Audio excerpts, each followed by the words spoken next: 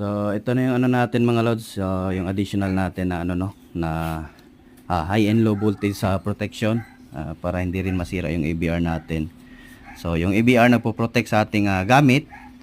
So, yung ating namang high and low voltage ay nagpo-protect din sa ating ABR. So, in case masira yung ating ano lang.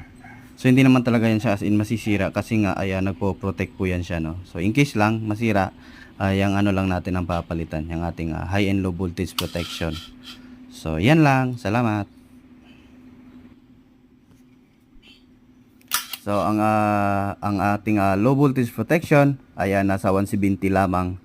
170 volt AC no AC. So, kasi nga ay yung kaya ng ating AVR is 160.